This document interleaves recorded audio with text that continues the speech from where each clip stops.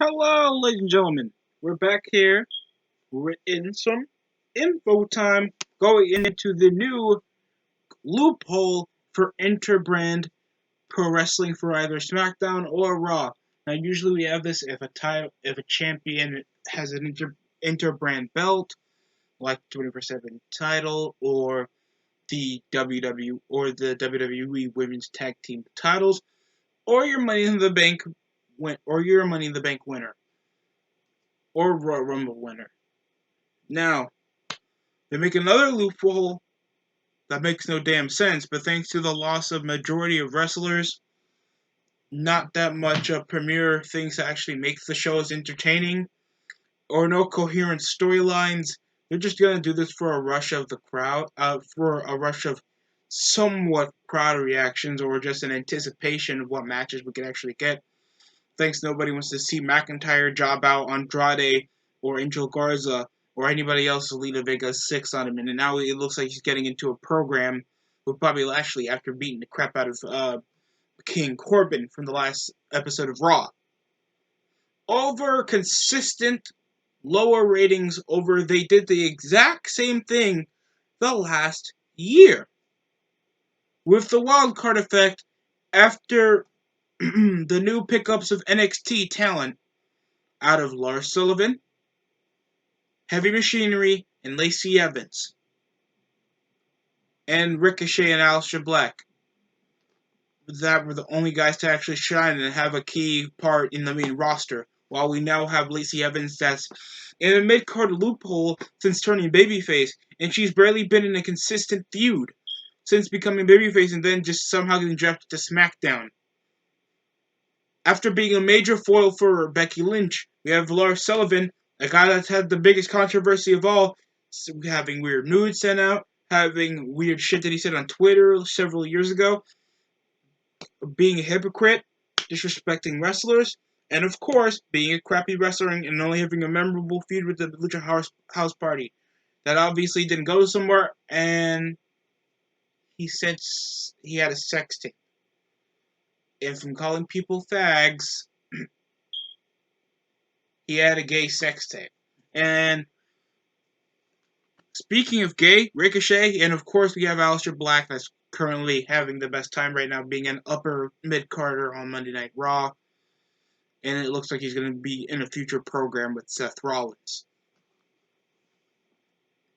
And over what we're getting, with the lack of coherent storylines what we're getting with SmackDown, this is practically as much consistency that WWE is trying to do with their depleting popularity and their depleting fan interest because they have no way to actually make their shows feel interesting. With just blood money that they're getting and just weird sponsorships and just the forced diversity, WWE is not doing much to actually make themselves bigger to the more casual viewer so they can get bigger viewership. And I'm not saying WWE sucks. I don't always say that WWE sucks. These are just what's happening to the company, and you can see why not a lot of people talk about this in public more than hardcore fans or old school fans. You understand that, or else you won't be seeing friends that say, "I used to watch Monday Night Raw or Friday Night SmackDown or any other products WWE had at the time with the most influx of content, and now that you're not getting revenue from Scratch the Attitude Era and Ruthless Aggression Era from stuff they were making like at least 5 or 6 years ago, back when they were fully PG." So don't try to bring up any excuses that I'm always going to compare shit from the Attitude Era and Ruthless Aggression Era when they were they're in a different dynamic and a different way of business back then. Back then when they were still having the network, or at least back then when they were still PG on their younger demographic, but they were still doing pay-per-views and pay-per-views without the network subscription and all that crap to make shit cheaper, and how much it's actually dying people's content. Because we know people don't always go to the network so they can actually watch the recent stuff. Now NXT's on freaking TV now. There's no point for that. And thanks to this brand setup, and now there's more of a limitation from there used to be 2 or 3 superstars you can have a show that would come to Raw or SmackDown that makes the brand split completely pointless. Now superstars can come at least 4 times a year. Now freaking overlap they'll try to make that system go, especially how more the year goes on. For this time in WWE, people can only expect the worst out of WWE over what I'm hearing about The Undertaker wearing some kind of offensive ass shirt. I don't get it. From a person who said boy a lot back then in the biker gimmick, you expect him to be, a bit Confederate. I mean, a bit Southern. And still, got prayers go to Shad Gaspard's family. I don't even know that's his real name, but still, that's how I know him. Hopefully, he's doing okay. I'm still going to be seeing money, money, yeah, yeah, as soon as the video ends. I mean, I hope it's not better than ACH's t-shirt that came out.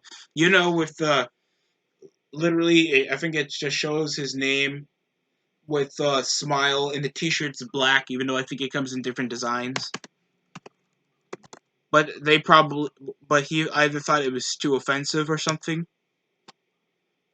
I can totally understand, but you could just ask them to change the design of the t-shirt. There's no point in that. The guy, missed an opportunity to be a WWE superstar, all because of a dumbass t-shirt, and then he asked for his release. If that isn't one of the most dumbest ways to ask for a release, I don't know what's wrong with some people's mentality. There's already athletes being paid, millions of dollars, and then they ask for more. I can understand that can do to be performance-wise, but to me, it's just retarded, in my opinion. I think he was either wearing some kind of offensive shirt in the special for the network or something. Either way, I don't think that's the biggest that's the biggest thing to happen in the world. There's a lot worse stuff to happen, like Jim Cornette said the N-word and shit like that, and he's still one of the most highly respected guys in the business. Yeah. This little invitational thing is either going to be used unsparingly, since SmackDown and Raw as brand practically mean nothing. The brand split already meant nothing since 2016. You already split it up a more minuscule roster, and you have so many guys on payroll already. And with the incoherent storylines, and there's no actual premier reasons to even watch your shows, other than there's just pro wrestling in it. There's no particular reason. That's not how you're gonna build up fan bases. You already got rid of one of your top guys that you were building up for many years out of Roman Reigns, and sculpted it out of reference. Majority of his WrestleMania moments, he main evented most of your WrestleMania moments. You don't even give him a scapular mention, other than a little bit of a reference in the Money in the Bank corporate ladder match back on pay-per-view just a few weeks ago. So, yeah, that's my view on the matter. I think this is a dumb idea. I think that they should only use these little invitationals if it's like Survivor Series, saying that's technically you're just dumbass bragging rights. For any of the major 4 pay-per-views, or future rivalry, or feud, or interesting storyline that involves a majority of the superstars. So I don't understand why you need to make this invitational when the Corbin and McIntyre stuff literally happened merely 2 years ago. So I don't get it. I obviously don't get it. I'm excited to see the Lashley and McIntyre feud. That could probably get some excitement. Seeing 2 big dudes that can literally kick ass, and I like McIntyre's wrestling work. So I'm excited for that. Can't wait. But that's my opinion on the matter. If you want to hear more, subscribe, comment down below. I think I got it backwards though, but still, do all those things. Like, comment, and subscribe if you want to hear this voice kill me.